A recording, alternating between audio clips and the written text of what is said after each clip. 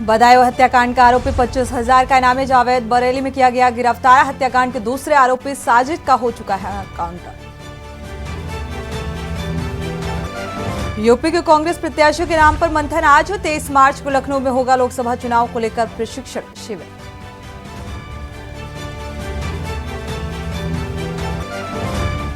लोकसभा चुनाव से पहले बीएसपी को झटका। सांसद दानिश अली बीएसपी छोड़ कांग्रेस में शामिल। अमरोहा से दानिश लड़ेंगे चुनाव। श्री कृष्ण जन्मस्थान पर 2 क्विंटल फूलों से खिली गई होली। भगवान कृष्ण ने बांसुरी की धुन पर राधा जी के साथ किया नृत्य। जमकर उड़े रंग और गुलाल। गोरखपुर से महबूब नगर और मुंबई का सफर हुआ आसान। बनाएंगी ये स्पेशल ट्रेन। होली में बढ़ती भीड़ के देखते हुए रेलवे प्रशासन ने चलाया ये स्पेशल। चारबाग से बसंत कुंज मेट्रो का जल्द शुरू होगा काम। केंद्रीय शहरी मंत्रालय भेजा गया डीपीआर। आप देख रहे हैं के न्यूज, खबरों का सारथी। खबर उत्तर प्रदेश के साथ मैं सूरी चौहान। खबरों की शुरुआत अहम खबर के साथ अमरोहा से बड़ी खबर सामने आ रही है। पटाखा फैक्ट्री में युवक की मौत हुई है। 3 साल से फैक्ट्री में काम कर रहा था। परिजनों का मालिक पर हत्या का आरोप लगाया है और मालिक 2 साल से लगातार सैलरी नहीं दे रहा था। ब्रजघाट के गांव और सीता जगदेपुर का ये पूरा मामला सामने आ रहा है। तो 2 साल से सैलरी ना देने का आरोप। यह अहम खबर सामने आ रही है। और इसी बीच दिल्ली से बड़ी खबर आपको बता दें। दिल्ली से बड़ी खबर सामने आ रही है इस वक्त की बड़ी और अहम खबर। दिल्ली से केजरीवाल के घर पहुंची ईडी।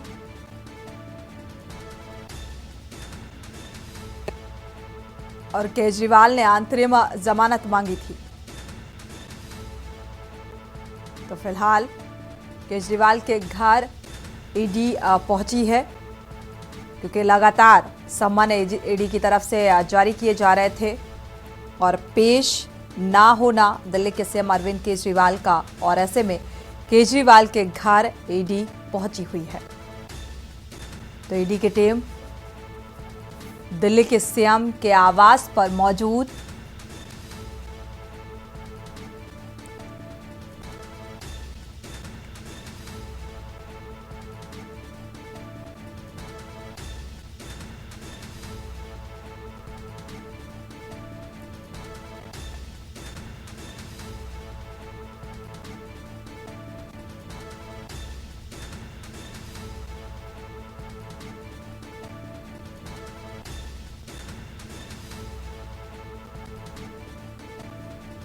तो इस वक्त की बड़ी और अहम खबर सामने आ रही है क्योंकि लगातार एक के बाद एक ईडी ने समन जारी किए, समन पेश किए, लेकिन केजरीवाल ने जवाब नहीं दिया। इस वक्त दिल्ली के सीएम अरविंद केजरीवाल के आवास पहुंची है ईडी की टीम।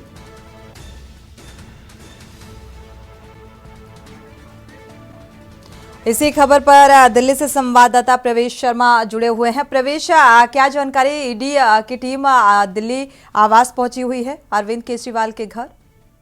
बिल्कुल, देखिए आज जब कोर्ट में ये सारा मामला चला था तो कोर्ट ने स्पष्ट रूप से केजरीवाल को जो है फटकार लगाई थी और ईडी को स्पष्ट रूप से ये बोला था, यह कहा था कि आप अपनी जांच पूरी कर सकते हैं, अपनी प्रक्रिया को पूरी कर सकते हैं। उसके बाद केजरीवाल की तरफ से ये कहा गया था कि आप आश्वस्त कर दीजिए कि मुझे गिरफ्तारी का जो है हंटर ना चले, मैं जांच में सहयोग करूंगा। लेकिन कोर्ट ने कहा ये ईडी का अधिकार है, अगर उनको लगेगा कि आप उनके सवालों का जवाब नहीं दे रहे तो आप गिरफ्तार हो सकते हैं। इसमें कोई किंतु परंतु या ये कहें कि आपको कोई आश्वासन नहीं दिया जा सकता। बिल्कुल प्रवेश, तो क्या माना जाए, गिरफ्तारी के जो आसार हैं वो पुख्ता होते हुए नजर आ रहे हैं? क्योंकि कई बार एक के बाद एक समन जारी किया गया और लगातार पेश नहीं हो रहे हैं। जवाब में सहमति देने की बात तो कर रहे हैं, तो क्या गिरफ्तारी की आशंका? बिल्कुल, देखिए इस समय अगर ईडी जो है अरविंद केजरीवाल के घर पर पहुंच रही है तो वो गिरफ्तारी की आशंका से ही पहुंच रही है। और मैं आपको साफ तौर पर बता दूं कि ईडी को जब कोर्ट से एक तरीके से ये कहे हरी झंडी मिल गई है, तो ईडी अपने आप में अब आश्वस्त हो चुकी है और वो इसी वजह से अरविंद केजरीवाल के आवास पर पहुंची है। अब देखने वाली बात ये है क्या ईडी अरविंद केजरीवाल को गिरफ्तार करने में सफल हो पाती है या नहीं। जी बिल्कुल। तो आरोप गिरफ्तारी के जो आसार हैं वो फिलहाल पुख्ता होते हुए नजर जानकारी को साझा करने के लिए प्रवेश है। इस खबर पर नजर बनाए रखिएगा, आगे भी अपडेट लेते रहेंगे।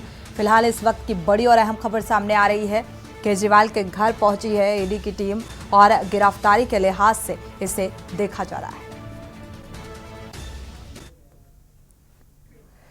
बढ़ते आगे, बांदा से अहम खबर सामने आ रही है। पुलिस ने ब्लाइंड मर्डर का खुलासा किया है। दोस्तों ने ही युवक की हत्या की थी, गला घोंटकर सिलबट्टे से कूचा और मौत के घाट उतार दिया। कमीशन बंटवारे को लेकर ये पूरा हंगामा और पूरा विवाद हुआ।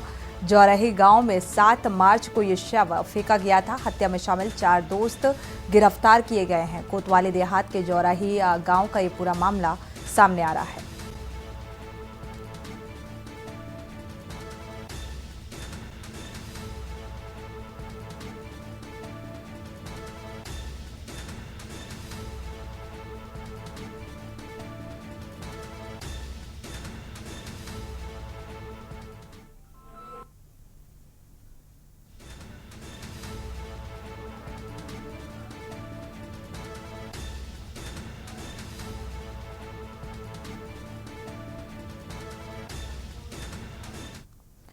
खबर लखनऊ से है, जहां पर हजरतगंज डालीबाग इलाके में कार के अंदर रिटायर्ड लैब टेक्नीशियन का शव मिलने से सनसनी फैल गई। पुलिस के मुताबिक गुडम्बा के गायत्रीपुरम कॉलोनी निवासी मनोज श्रीवास्तव कल अपने घर से NBRI और संस्थान के लिए निकले हुए थे और उनका शव उनकी ही क्रेटा कार में मिला। तो फिलहाल मनोज श्रीवास्तव का शव सड़क किनारे डालीबाग के गन्ना संस्थान के बाहर कार में पाया गया और अफसरों के मुताबिक मनोज पिछले 6 महीने से पहले ही NBRI से लैब टेक्नीशियन के पद पर रिटायर हुए थे। मोबाइल ट्रैक करके पुलिस उनकी कार तक पहुंची और पुलिस ने शव पोस्टमार्टम के लिए भेजकर जांच शुरू कर दी है। लगभग उनके 60 वर्ष है। ये कल घर से निकले हुए थे, जिसके संबंध में थाना गुडम्बा पे 220 दर्ज है और वहाँ से इनके नंबर से ट्रेस करते हुए जब पुलिस यहाँ पहुंची है तो इनकी गाड़ी यहाँ पे खड़ी मिली है और जब चेक किया गया तो ये इसमें मौजूद थे और FSL की टीम आकर के इसका पूरा निरीक्षण किया है और इनकी बॉडी को पंचनामा के लिए कर दिया है। अभी आप लोग देखा है सर, कोई चोट के निशान या कुछ गाड़ी में कुछ ऐसा मिला जिससे प्रदीप को कुछ और खतरा है? एक फील्ड यूनिट और हम लोग के निरीक्षण से प्रथम दृष्टया वहाँ पे ना तो संघर्ष का कोई ऐसा प्रतीत हो रहा है और सारे सामान के इंटैक्ट हुए हैं। खबर कानपुर से है, जहां समुद्री सुरक्षा की चुनौतियों और समाधान को लेकर 1 दिवसीय सेमिनार का आयोजन किया गया। DAV कॉलेज में किया जा रहा है। इसका आयोजन रक्षा अध्ययन विभाग कर रहा है और विभाग अध्यक्ष निरंकार प्रसाद तिवारी ने बताया कि वैश्विक परिदृश्य में समुद्री सुरक्षा के क्षेत्र में व्यवहारिक स्तर पर आने वाली समस्याओं के समाधान को लेकर विचार विमर्श किया जाएगा। सेमिनार में कानपुर यूनिवर्सिटी के प्रोफेसर सुधीर कुमार अवस्थी, लखनऊ से कोमोडोर सुमित घोष, लखनऊ से प्रोफेसर आशुतोष और अन्य विशेषज्ञ अपने विचार साझा करेंगे। स्टैटिस्टिक अध्ययन विभाग ये सेमिनार यूनिवर्सिटी द्वारा प्रायोजित है। ये भारतीय हम लोग जा रहे हैं वहीं आना। मैं रक्षा अध्ययन विभाग का विभागाध्यक्ष DAV कॉलेज कानपुर का हूँ। यह सेमिनार समुद्री सुरक्षा के संबंध में विश्वविद्यालय छत्रपति साहू जी महाराज द्वारा प्रायोजित है। यह 1 दिवसीय सेमिनार हम करा रहे हैं। यह सेमिनार भारत की सुरक्षा से संबंधित जो समुद्री सीमाओं की डकैती होती है या समुद्री सीमाओं से जो रुकावटें होती हैं या अन्य प्रदेश जो अन्य देश जो समुद्री सुरक्षा में हमारे बाधक हैं।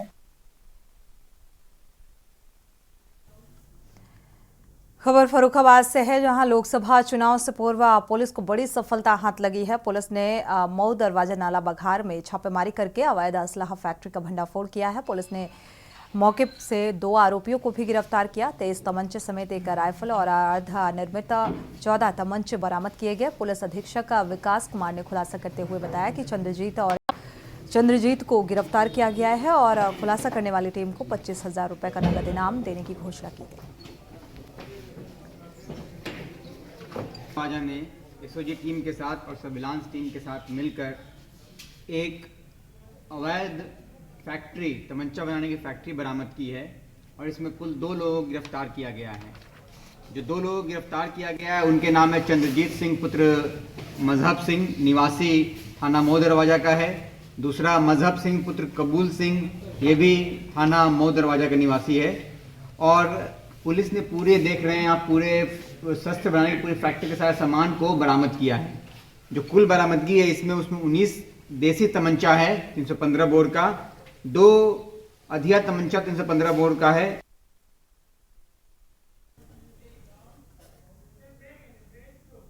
वक्त एक छोटे से ब्रेक का, लौटेंगे चल। ब्रेक से वापस आ रहे हैं, रुक करते हैं खबरों का। पीलीभीत से खबर, पहले चरण में होने वाले मतदान के लिए प्रशासन अपनी तैयारियां पूरी कर चुका है और इन तैयारियों का जायजा लेने के लिए कमिश्नर सौम्या अग्रवाल और आईजी राकेश सिंह आज पीलीभीत पहुंचे, जहां उन्होंने जिले में बनाए गए मतदान केंद्रों का निरीक्षण किया। इस दौरान मतदान केंद्रों पर मतदाताओं के लिए उपलब्ध सुविधाओं का जायजा लिया और साथ ही सुरक्षा के दृष्टिगत मतदान केंद्रों पर तैनात पुलिस बल का भी जायजा लिया गया। इस दौरान अधिकारियों को सख्ती से आचार संहिता का पालन करने के लिए जरूरी दिशा निर्देश दिए गए। पुलिस स्टेशन बने हैं, उनकी क्या स्थिति है, वहाँ पर क्या प्रबंध किए गए हैं, कितना पुलिस बल लगेगा, और आज हम समीक्षा भी करेंगे कितनी आवश्यकता है वहाँ की सेंसिटिविटी देखते हुए, और बूथों पर क्या और एक्स्ट्रा अरेंजमेंट होगा। हमारे CAPF के अलावा सिविल पुलिस का जो फोर्स लगेगा उसकी पूरी समीक्षा के लिए हम आए, उसको हम देख रहे हैं। लेकर आप आएंगे, क्या देखा है, क्या दिशा निर्देश यहाँ पर चुनाव की तैयारी को लेकर के हम लोग यहाँ पे आए हैं। यहाँ पे हम लोग 3 कॉन्स्टिट्यूएंसीज में कम से कम 10 बूथ देखेंगे और यहाँ पर बूथ्स पर PWD वोटर्स के लिए विशेष रूप से क्या क्या फैसिलिटीज़ हैं उनको देखा जा रहा है, और जहाँ पर फैसिलिटीज़ कुछ अगर कम पाई जा रही हैं तो वो उसको पूर्ण कराने के निर्देश दिए जा रहे हैं। तो यहाँ पे देखा है, यहाँ पे रैंप वगैरह उपलब्ध है पूर्ण तरीके से बूथ पे, और जो बूथ्स भी बनेंगे वहाँ पर एक्सेसिबिलिटी को लेकर के कोई विशेष इशू नहीं है। हैंड रेल्स लगनी है, वो लगवा दी जाएगी।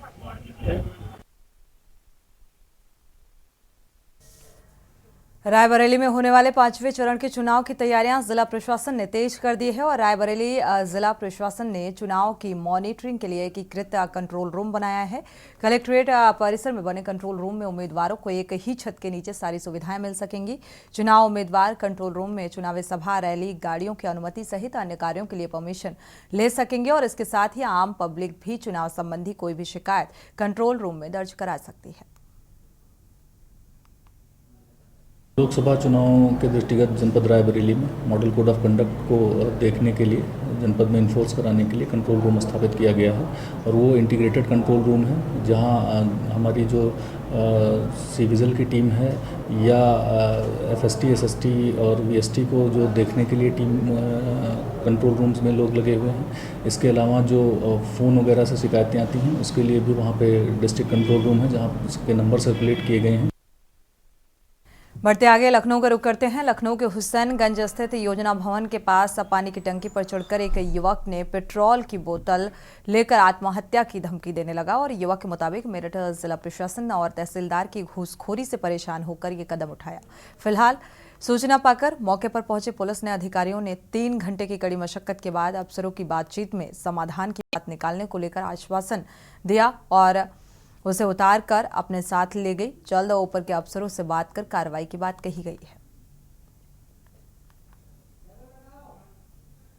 एक साथ सारी आ जाइए, बाकी मेरा दिमाग उसमें हो रहा है।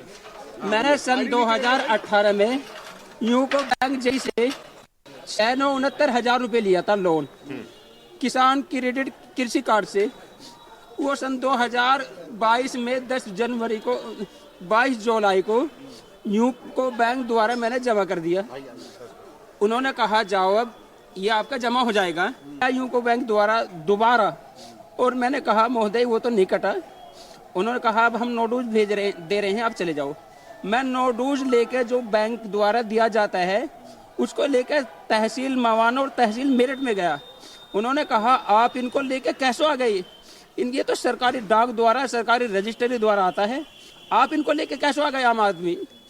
मैंने कि महोदय मैं आम आदमी नहीं, मैं कृषि मालिक हूँ जिसकी भूमि है, मैं खुद ज़ियाउल हक हूँ। उन्होंने कहा नहीं इस पर कुछ खर्चा होगा। महोदय मैं समाज सेवक हूँ, मैंने खर्चा नहीं दिया। देखिए ऐसा है कि एक सूचना प्राप्त हुई थी कि एक व्यक्ति जो है वो पानी की टंकी पे चढ़े हुए हैं और सभी लोग मौके पे पहुंचे, बातचीत करके उनसे और उनको सकुशल नीचे उतार लिया गया है। बाकी जो उनकी समस्या है उसको गहनता से हम लोग जानकारी करेंगे और संबंधित जनपद से संपर्क करके इनका समाधान कराने की कोशिश करेंगे। तहसीलदार पर कई लोगों पर कड़े आरोप लगाए हैं मैंने। देखिए अभी क्या समस्या है उनकी पूरी पता नहीं है। पहला तो हम लोग का ये चैलेंज था कि उनको सकुशल नीचे उतारा जाए, तो हम लोग अभी सब उनको नीचे आ गए हैं ये और बातचीत करेंगे इनकी क्या समस्या है, उसका क्या समाधान है वो निकाला जाएगा। खबर अंबेडकर नगर से है, जहां मानक विहीन अस्पताल धड़ल्ले से चल रहा है। पूरा मामला बसखारी रोड पर स्थित मेड लाइफ हॉस्पिटल का है, जहां आवासीय मकान में नर्सिंग होम का संचालन किया जा रहा है। और हैरत की बात यह है कि ना तो स्वास्थ्य विभाग के जिम्मेदार और ना ही आवास विकास परिषद को कुछ भी नजर आ रहा है।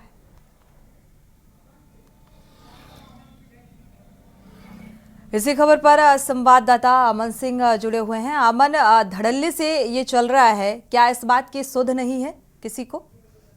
जी, जैसा कि आज एक निजी अस्पताल मेडलाइफ की व्यवस्थाओं को देखा गया तो उसमें कई सारी खामियां नजर आई। सबसे पहले खामी यह न दिखी कि यह हॉस्पिटल आवासीय परिसर में चल रहा है।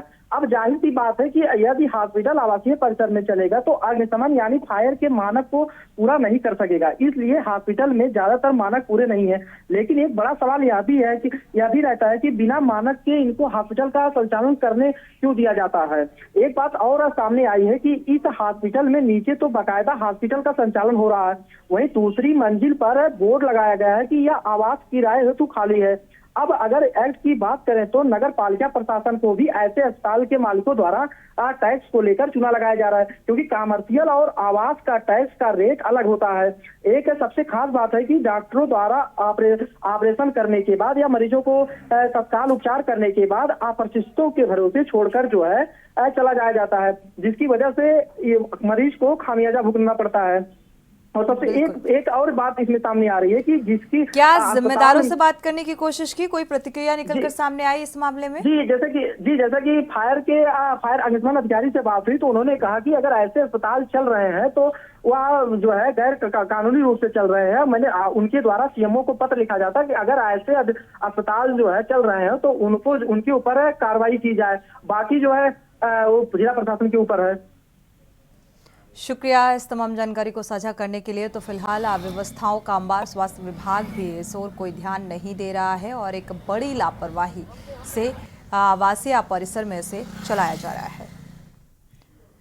बढ़ते आगे, बाराबंकी में जिला सेशंस न्यायालय के पास बाइक स्टैंड में खड़ी गाड़ियों में अचानक आग लग गई और आग लगने से मौके पर अफरा तफरी का माहौल। बताया जा रहा है कि बाइक स्टैंड के पास विद्युत का ट्रांसफार्मर रखा हुआ था, जिसमें शॉर्ट सर्किट हुआ और इस वजह से चिंगारी से पास की खड़ी गाड़ियों में अचानक आग लग गई। तत्काल फायर ब्रिगेड को सूचना दी गई।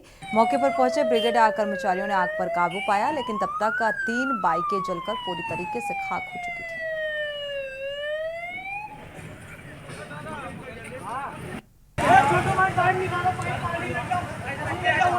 ये ट्रांसफार्मर जला है और इसका जो मोबिल था वो पूरा बाहर निकला है और नीचे गिरा है, बस गाड़ियां पकड़ ली। कितनी गाड़ियां पकड़ ली? हम लोग भी वहीं पे बैठे थे और जैसे ही आग लगी धक्का हुआ वैसे हम लोग आ गए। जो गाड़ी हम लोग बचा सकते थे वो वहाँ से हम लोग हटाए हैं, उनको दूर कर रहे हैं। कितनी गाड़ी जली है? 3 गाड़ियाँ। साइकिल वगैरह भी थी? नहीं, साइकिल एक थी लेकिन वो जली नहीं, वो किनारे थी।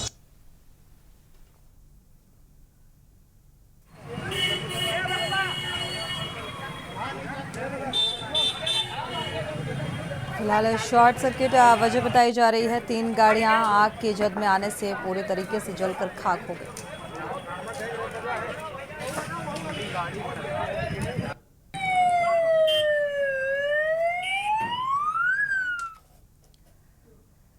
बढ़ते आगे, रुक करते हैं अगली खबर का। होली के त्योहार के मद्देनजर खाद्य सुरक्षा और औषधि प्रशासन विभाग भी पूरी तरीके से सतर्क नजर आ रहा है। फर्रुखाबाद जनपद के विभिन्न स्थानों पर छापेमार की कार्रवाई की गई और कई सैंपल भरे गए और खाद्य कारोबार कार्यकर्ताओं में इस बीच हड़कंप देखने को मिला। खाद्य सुरक्षा और औषधि प्रशासन यूपी लखनऊ के आयुक्त जिलाधिकारी के आदेश के अनुपालन में आगामी होली त्योहार के मद्देनजर मिलावट और प्रभावी रोकथाम के लिए यह अभियान चलाया गया है। 18 मार्च से 24 मार्च तक चलाया जाएगा और विशेष अभियान के तहत नगर मजिस्ट्रेट कायमगंज के एसडीएम सहायक आयुक्त खाद्य सैयद शाह नवाज हैदर आबिदिया के निर्देशन में मुख्य खाद्य सुरक्षा के नेतृत्व में ये खाद्य सुरक्षा अधिकारियों ने यह अभियान चलाया।